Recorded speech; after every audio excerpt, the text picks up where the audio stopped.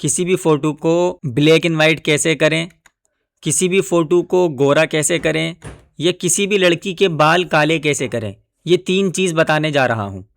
और ये तीनों चीज़ हम करने जा रहे हैं डज टूल, बर्न टूल और स्पंज टूल के ज़रिए।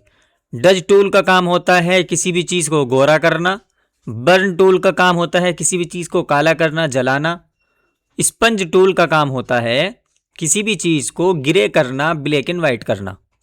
ठीक है, तो सबसे पहले हम गोरा करते हैं। डज टूल को यहाँ से सिलेक्ट करेंगे और इस फोटो को मैं करता हूँ जूम।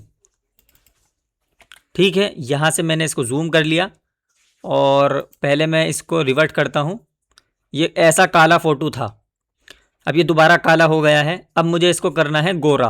तो गोरा करने के लिए कीबोर्ड से लेफ़्ट ब्रैकेट दबाकर मैं इसको बड़ा कर लूँगा और राइट ब्रैकेट से बड़ा होगा, लेफ़्ट ब्रैकेट से छोटा होगा।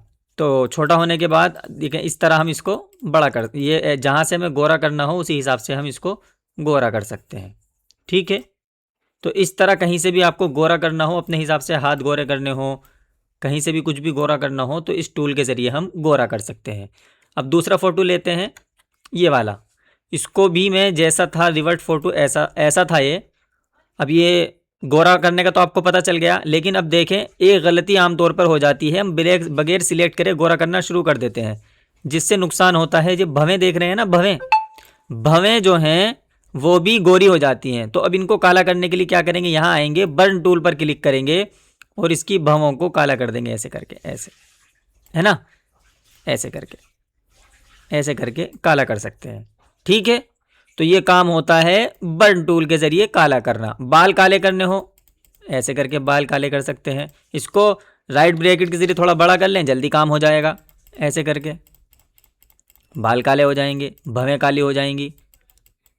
जहाँ से आपको करना हो काला उसी हिसाब से आप इसको कर सकते हैं। एक अलग से हम वीडियो बनाएंगे, उसके अंदर फ़ोटो को कैसे गोरा काला, फ़ोटो की जो सेटिंग होती है वो सारी चीज़ें हम करना सीखेंगे। ठीक है, अब हम चलते हैं तीसरे फ़ोटो की तरफ,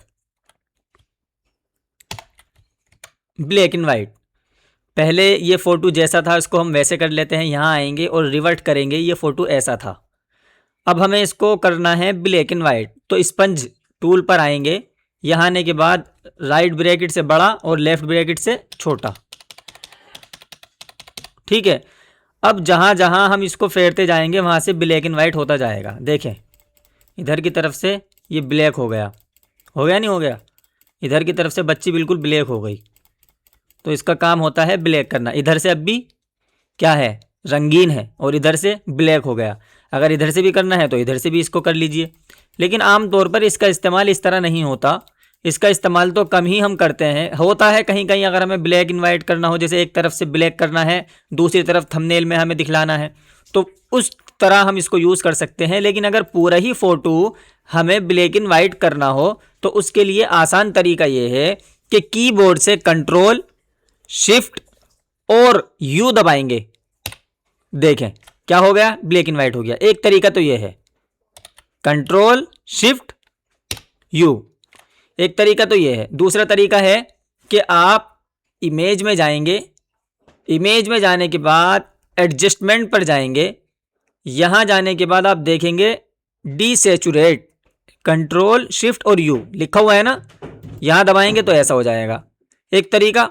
दूसरा तरीका ये है इमेज में जाएंगे, मोड में जाएंगे और ग्रे स्केल कर देंगे, यानी ग्रे हो जाएगा पूरा फोटो, और ओके कर देंगे। ये देखें, ये 2-3 तरीके हैं ग्रे करने के। तो इस वीडियो में 3-4 चीज़ें आपने जानी। किसी भी फ़ोटो को गोरा कैसे करना, किसी भी चीज़ को काला, बाल काले करने, भवें काली करनी या आँख काली करनी, वो भी इसी के ज़रिए कर सकते हैं।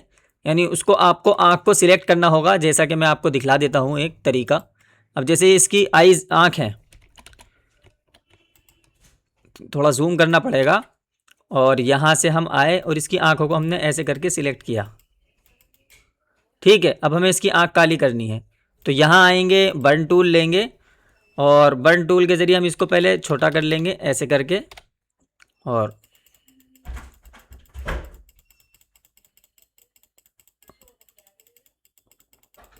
ठीक है।